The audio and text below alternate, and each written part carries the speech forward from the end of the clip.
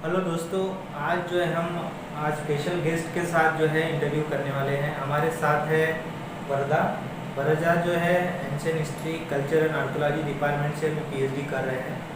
इन्होंने जो है यूनिवर्सिटी ऑफ हैदराबाद से अपना मास्टर्स कंप्लीट किया है और उसके साथ साथ ये जेआरएफ होल्डर भी हैं, जेआरएफ ले रहे हैं। तो स्वागत है वरदा आपका। धन्यवाद। तो आप बताइए आपका जर्नी कैसा था, मतलब आपने हिस्ट्री में आए और अभी जो है पीएचडी कर रहे हैं, जो उड़ीसा से लेके मतलब ग्रेजुएशन से लेके अभी तक का जर्नी कैसा था? देखिए, जर्नी तो क्या है, मतलब अप्स एंड डाउन जर्नी। मतलब कुछ अचीवमेंट मिले, कुछ सपने थे जो नहीं मिले, क्योंकि एमए जो था, मेरा मास्टर था वो हैदराबाद सेंट्रल यूनिवर्सिटी से था, तो वहाँ मैं हिस्ट्री में था। और यहाँ आते ही वो चेंज ऑफ इंटरेस्ट हो गया फ्रॉम हिस्ट्री, ये एंशिएंट हिस्ट्री इधर हो गया। Department itself name is ancient Indian history culture and archaeology. तो इधर मैंने नई चीज़ देखने का मिला। दैट इज़ यहाँ पर मॉडर्न और मीडिएवल हिस्ट्री अलग है डिपार्टमेंट, और यहाँ पर एंशिएंट अलग है।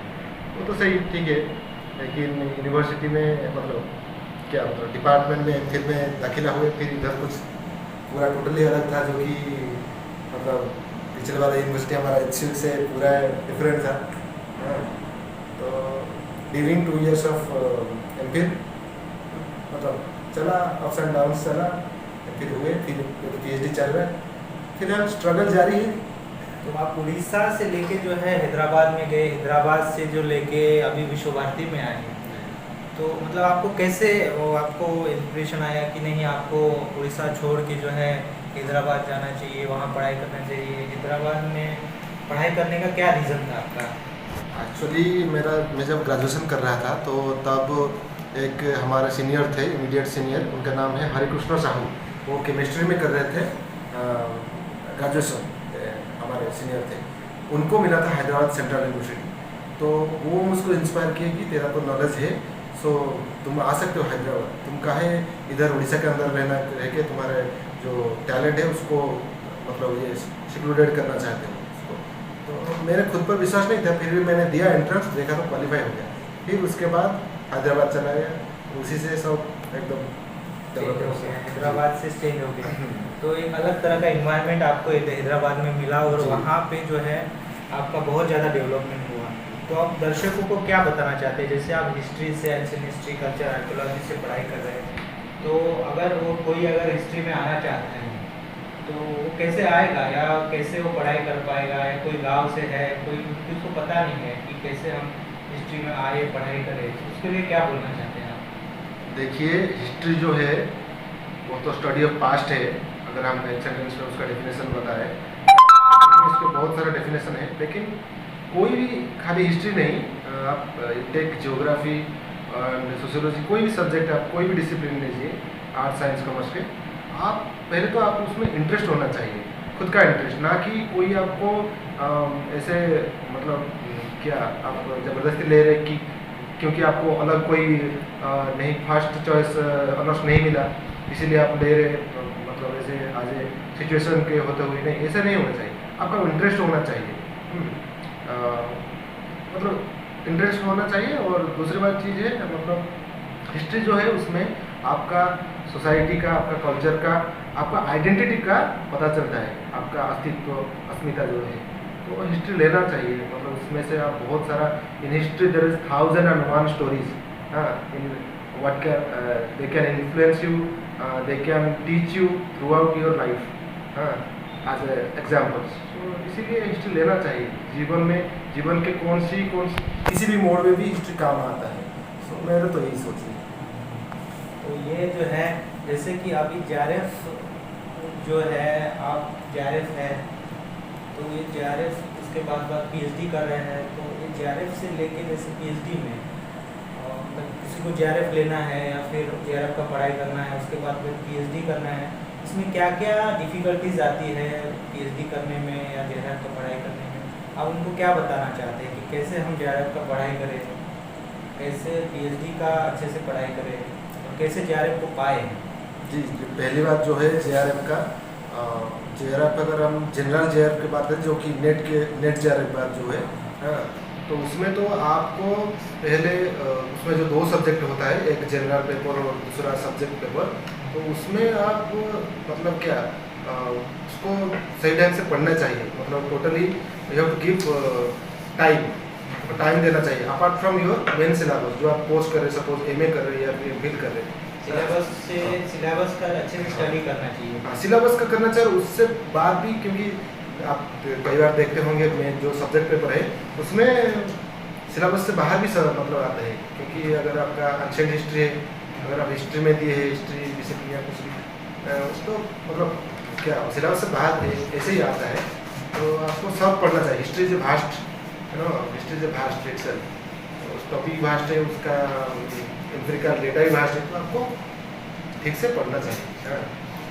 दूसरी बात है टाइम देना चाहिए, और आप मतलब क्या मतलब पूरा रिगोरस स्टडी करना चाहिए उसको, तो मतलब सब्जेक्टिव भी रेगुलर जो कंटिन्यूएशन चाहिए।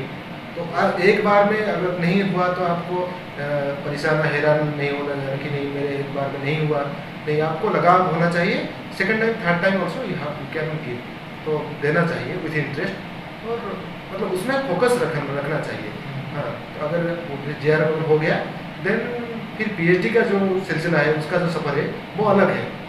उसके लिए तो आप जिस टॉपिक में आप स्ट्रांग है, या फिर जानकारी है, नॉलेज है, उसमें पढ़ाई की है, सपोज बुद्धिज्म में, या फिर कोई रिलीजियस स्टडी हो, इंटरेस्ट एरिया जो है उसी में आप करना चाहिए।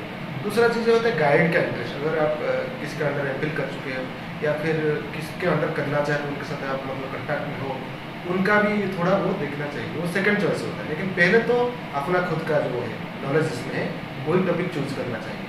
फिर तो वाइवा रहता है, उधर आप अगर हो गया फिर उसके बाद synopsis, making of the synopsis, वो प्रोसेस रहता है, और ऐसे ही 1 by 1 स्टेप्स आता है, उसको आप वो सब करना है। ये रहता है मतलब PhD का प्रिपरेशन के लिए या फिर नेट के लिए। सर लास्ट में पूछेंगे कि जैसे अभी सबसे इम्पोर्टेंट नौकरी है, स्कोप है, कोई भी पढ़ाई करने के बाद अभी बहुत सारे स्टूडेंट को प्रॉब्लम हो रहा है कि भाई जॉब नहीं मिल रहा है। एक तो सरकारी जॉब तो बहुत स्ट्रगल करना पड़ रहा है, लेकिन उसके साथ साथ अगर सरकारी जॉब भी नहीं मिलता है तो क्या हम हिस्ट्री में सर्वाइव कर पाएंगे, या फिर सरकारी जॉब पे ही हिस्ट्री में डिपेंड रहना पड़ेगा? पहले क्या होता था, education was not for job से, पहले जो मतलब उनका जो ये आदर्श होता था। अभी लेकिन वो चीज़ नहीं रहा कि, लेकिन क्योंकि आप इतने पढ़ाई के ग्रेजुएशन, मास्टर्स, PhD, तो आपको कुछ ना कुछ तो जॉब चाहिए। पहले तो आपका खुद का सर्वाइवल के लिए, और दूसरा आपके साथ जो जड़ित है मतलब एसोसिएट है, आपका फैमिली हो, पिता माता पेरेंट्स हो, तो उनके लिए भी तो और अगर देखा जाए तो ऐसे क्या है, सरकारी बेसरकारी का कोई चीज़ नहीं, मतलब ऐसा नहीं है। अगर आप पैशनेट है हिस्ट्री में, अगर आपको नहीं भी मिलता है, मतलब आपका बेस्ट दिया आपने सरकारी नौकरी के लिए, फिर भी नहीं मिला, आपका एज हो गया 42 मोर देन 40, फिर भी आपको नहीं लगता है कि सरकार नहीं मिलेगा, तो आप बेसरकारी में भी रह सकते हो। ऐसा नहीं कि सरकार में आप मतलब अच्छे पढ़ा सकते हो और उधर अच्छा पढ़ाते हैं और बेसरकारी में नहीं पढ़ाते, और सरकारी स्टूडेंट अच्छा है, बेसरकारी का वो टैलेंटेड स्टूडेंट नहीं, ऐसा नहीं है। नॉलेज सब जगह मतलब सरकारी स्तर में हो, वो सरकारी स्तर में, सब जगह उसका अहमियत रहता है, उसका मूल्य रहते हैं। तो आप बेसरकारी में कर सकते हैं, भले ही उसमें कम आपका जो है सैलरी मिले, लेकिन उसमें एक सेटिस्फेक्शन है। Teaching is all about satisfaction, ठीक है, इट्स अबाउट ज्ञान making, it's about human willing achievement, तो वो चीज़ है। तो अगर उस नज़रिए से आप देखते हो तो आप बेसरकारी में भी सर्वाइव कर सकते हो, वो चीज़ है, ये मेरा मानना है। एक ऑप्शन बना के रखना चाहिए कि कोई ना कोई अगर सरकारी नहीं मिलता है, दूसरा ऑप्शन आपके पास तैयार होना चाहिए। जी बिल्कुल। तो अच्छा लगा आपसे मिलकर, ऐसे ही हम लोग फिर बातें करते रहेंगे। जो आपको अगर कोई क्वेश्चन है, कुछ पूछना चाहते हो, कमेंट बॉक्स में कमेंट करिए, और ज़रूर उसका आंसर देने का हम कोशिश करेंगे। धन्यवाद।